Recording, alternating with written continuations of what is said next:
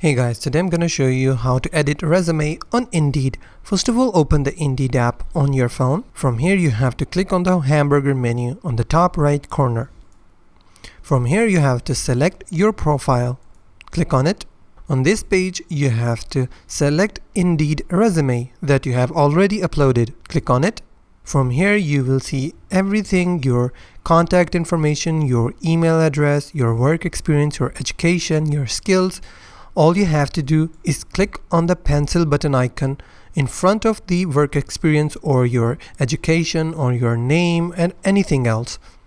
For example, if I want to edit my work experience, I will click on the pencil icon or the edit icon. From here, I can add or remove, or I can change or edit my work experience. After that, if I want to change my education, I can simply click on this edit button icon or the pencil icon. From here I can edit my education. So that's how you can also edit your skills, your education, your name, your phone number, and that's how basically how to edit your resume on Indeed. If you find this video helpful, please hit the like button and subscribe.